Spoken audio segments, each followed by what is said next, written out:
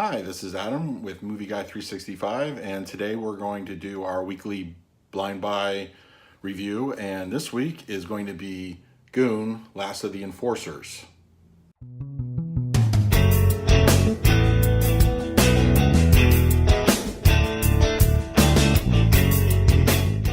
If you are new to the channel, please like, subscribe, share with your friends, hit that bell notification. I put out videos every day, and I would very much appreciate any kind of support you guys can give me. I love making these videos. So this week on our blind buy pick, of course I mentioned we're gonna do Goon, Last of the Enforcers. Now I was a big fan of the original Goon. I thought it was well written, it was funny, had some great moments. I'm a casual hockey fan, but the interesting story about the real Doug Glatt is cool, and it's played out in the movie itself, of course, a fictionalized account. So when I saw that they were going to be making a sequel, I was very excited. Loved the original. Thought it had a great chemistry. Sean William Scott was probably his best work since The Rundown, or of course, he was Stifler in American Pie movies. And it always has like one of those great places in my heart that it's just a cool movie to go to, check it out, and kind of have on, and you're always going to laugh at it.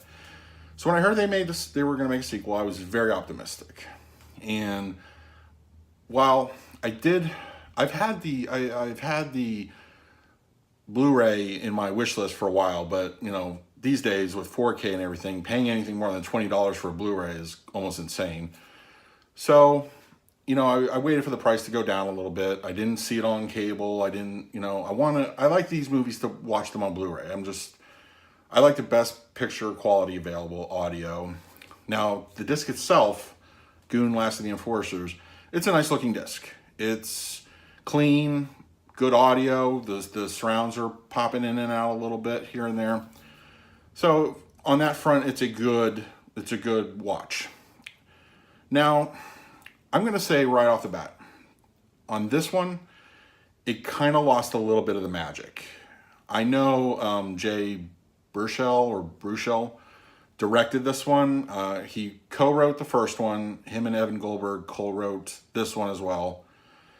And it had some moments. It had some funny stuff. It was great seeing Liev Schreiber in it again. And I don't know. It didn't have that snap or that spark of the first movie. It almost had like a good first 20 minutes, a very slow middle, and then the last 30 minutes, 40 minutes, it picks up and it's a better movie. To compare it, this is literally a retelling of Rocky 3. Just to give you a basic understanding of Rocky 3 and how the story structure is, it's Rocky 3. You have, of course, Sean William Scott, who plays Rocky. You have Liev Schreiber, is essentially Apollo Creed.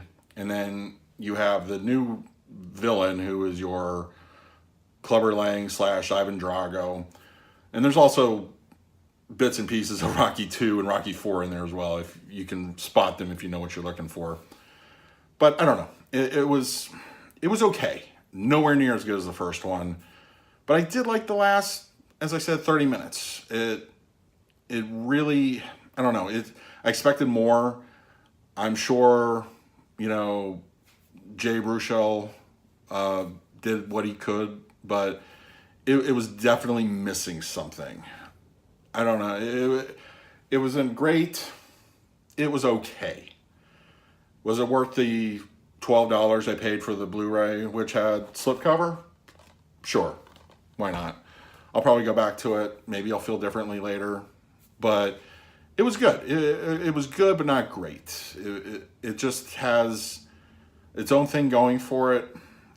The camaraderie of the team was still there. The whole first movie was Sean William Scott was, hired to protect, the main player. And it was good to see that relationship carry over a little bit. But my two biggest problems in this movie, well, three. Okay, there's three legitimate problems. The villain whose last name is Kane, kind of sucks. He comes in there, and it was almost like, okay, sure. You don't understand. You don't really get if he's like really kind of smart or if he's really kind of just like, you know, slow and he's just playing it up to his father. And then Sean William Scott himself, I felt he needed a little bit more direction. Obviously in the first movie, he's kind of just like a lovable guy, like a lovable dumb guy. This one, he was legitimately a robot. It felt very weird. He's like, okay, I go over here. Okay, I'm going to do this. And that carried on for a lot of the movie. The guy that was so good in the first one that you were like, oh, you felt kind of bad for him, but then you just wanted to see him succeed. This one is like, he's a robot. Now, there's some very funny jokes. I'm not gonna take away from the movie. There's very funny jokes. Jason Jones has a great couple. He has a cameo, great couple of lines, and there's even a little something in the credits, like an outtake, which is pretty hysterical. And now the other problem is, I think Jay Baruchel himself, his character is completely different. The same character, but completely different than the first movie. It's almost jarring how it's like he was trying to be shocking, but just comes across as stupid. And I don't know. It was just a very odd movie. The scenes with him could have been completely cut out. Would have actually probably saved the movie a little bit. So, all in all, if you liked Goon, the first one, go into this one. It's not going to move any mountains. It's okay. It's a movie to watch. But it definitely is missing something. And I'm going to go ahead and say I'll blame the director on this one. There's definitely something off about it. But there's a lot to like. As I said, Liev Schreiber, loved all of his scenes. I don't think he had a bad scene in this movie. It's more than a cameo. It's definitely more of a supporting role, even more so than the first one. And how him and Glatt interact in the bulk of the movie is great. It's definitely Rocky Apollo Creed in Rocky 3. It's no, somebody, the writers definitely love the Rocky movies. I'm just going to say that. So yeah, Goon, Last of the Enforcers, not bad. Pretty definitive ending. I don't think they'll make a third one, not because it didn't do good, but there's not really much to do with the story after this. But okay, check it out. It's not horrible. It's not great. It's like right middle of the road. It could have been saved with some editing, maybe a little bit better direction. So that's it. So that's going to do it for this week's Blind Buy. And, it was a safe bet. I still stand by my purchase. I think it could have been more. That's all.